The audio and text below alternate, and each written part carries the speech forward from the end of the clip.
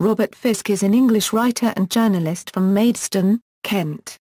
He has been Middle East correspondent of The Independent for more than 20 years, primarily based in Beirut. Fisk holds more British and international journalism awards than any other foreign correspondent and has been voted British International Journalist of the Year award 7 times. He has published a number of books and reported on several wars and armed conflicts. An Arabic speaker, he is one of a few Western journalists to have interviewed Osama bin Laden, which he did on 3 occasions between 1993 and 1997.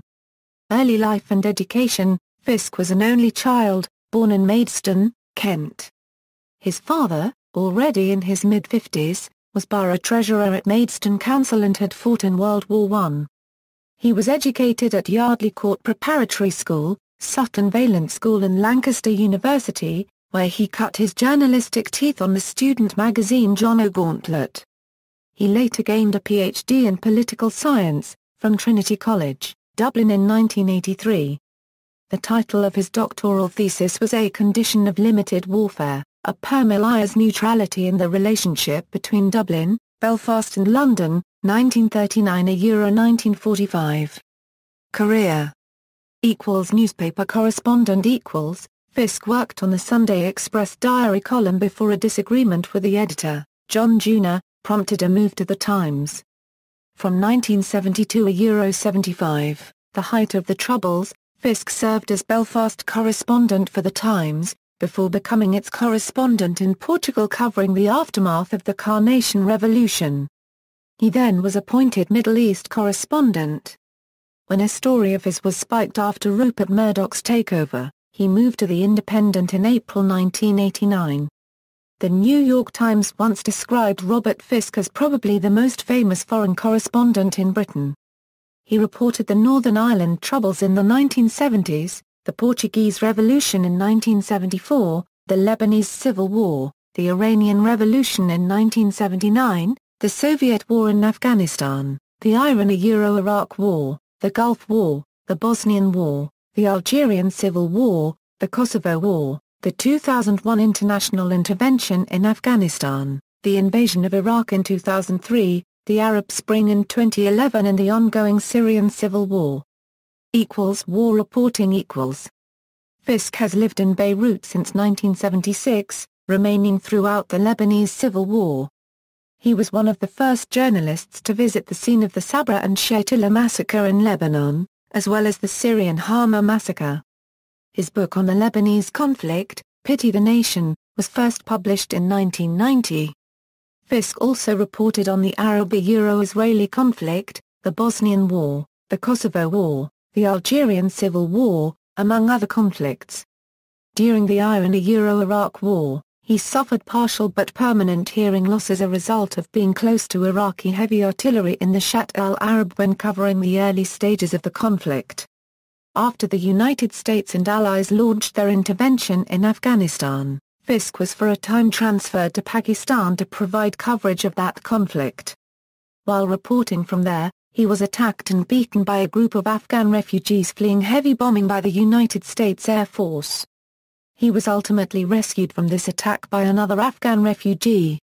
In his graphic account of his own beating, Fisk absolved the attackers of responsibility and pointed out that their brutality was entirely the product of others, of we who had armed their struggle against the Russians and ignored their pain and laughed at their civil war and then armed and paid them again for the war for civilization just a few miles away and then bombed their homes and ripped up their families and called them collateral damage. During the 2003 invasion of Iraq, Fisk was stationed in Baghdad and filed many eyewitness reports. He has criticized other journalists based in Iraq for what he calls their hotel journalism, literally reporting from one's hotel room without interviews or first-hand experience of events. His opposition to the war brought criticism from both Irish Sunday Independent columnist and Senator, Eoghan Harris, and The Guardian columnist, Simon Hogarth. Fisk has criticized the coalition's handling of the sectarian violence in post-invasion Iraq, and argued that the official narrative of sectarian conflict is not possible. The real question I ask myself is, who are these people who are trying to provoke the civil war? Now the Americans will say it's Al-Qaeda, It's the Sunni insurgents. It is the Shia death squads. Many of the death squads work for the Ministry of Interior. Who runs the Ministry of Interior in Baghdad? Who pays the Ministry of the Interior? Who pays the militia men who make up the death squads? We do, the occupation authorities. We need to look at the story in a different light.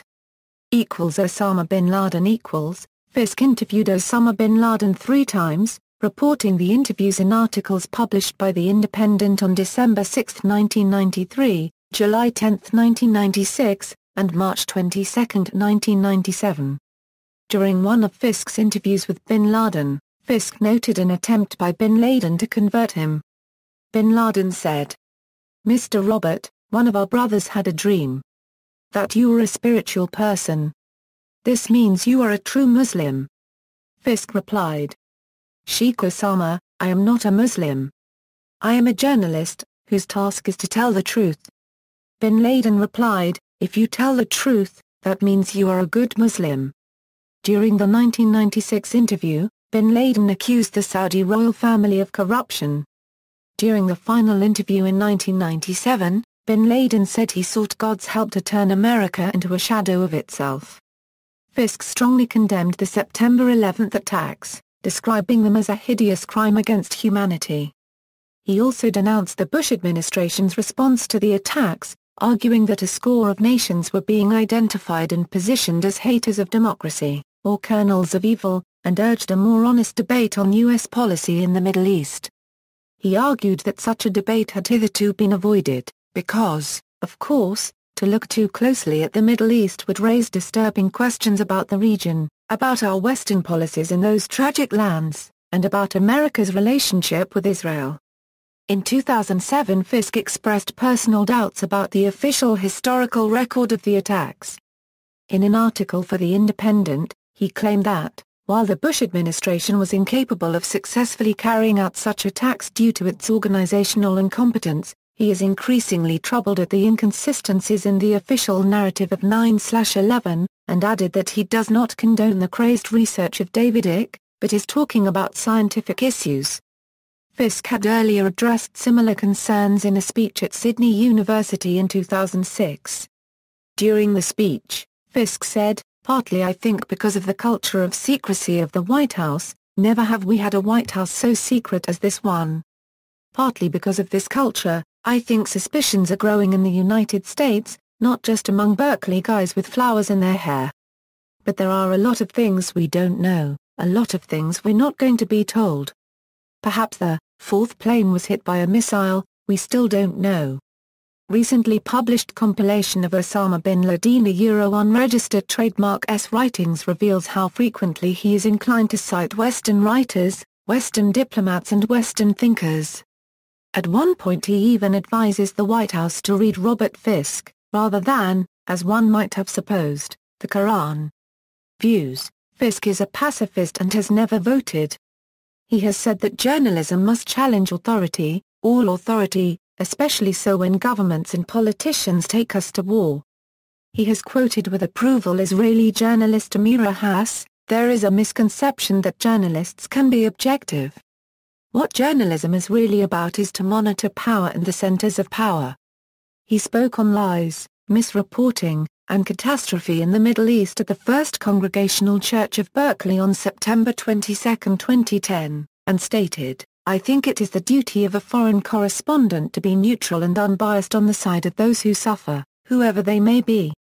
He has written at length on how much of contemporary conflict has its origin, in his view, in lines drawn on maps. After the Allied victory of 1918, at the end of my father's war, the victors divided up the lands of their former enemies. In the space of just 17 months, they created the borders of Northern Ireland, Yugoslavia and most of the Middle East. And I have spent my entire career in Belfast and Sarajevo, in Beirut and Baftada watching the people within those borders burn. Actor John Malkovich was asked during a 2002 appearance at the Cambridge Union Society whom he would most like to fight to the death, and he replied that he would rather just shoot journalist Robert Fisk and then British MP George Galloway.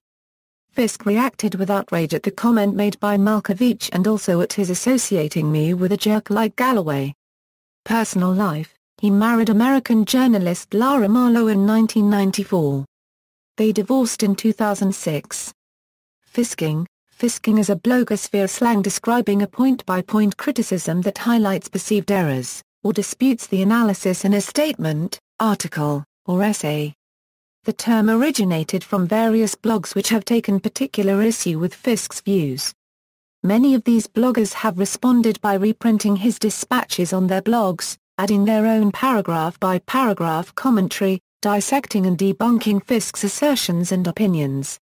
According to The Guardian, Fisking has come to denote the practice of savaging an argument and scattering the tattered remnants to the four corners of the Internet.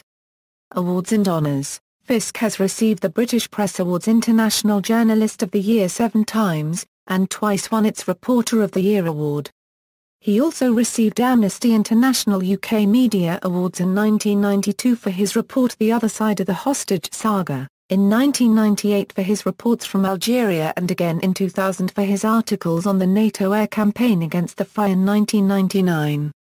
1984 Lancaster University Honorary Degree, 1991 Jacobs Award for coverage of the Gulf War on RTA Pamir Radio, 1999 Orwell Prize for Journalism, 2001 David Watt Prize for an investigation of the 1915 Armenian genocide by the Ottoman Empire, 2002 Martha Gellhorn Prize for Journalism, 2003 Open University Honorary Doctorate, 2004 University of St Andrews Honorary Degree, 2004 Carleton University Honorary Degree, 2005 Adelaide University Edward Said Memorial Lecture, 2006 Ghent University Honorary Degree, 2006 American University of Beirut Honorary Degree, 2006 Queen's University Belfast Honorary Degree, 2006 Lannan Cultural Freedom Prize worth $350,000, 2008 University of Kent Honorary Degree, 2008 Trinity College Dublin Honorary Doctorate,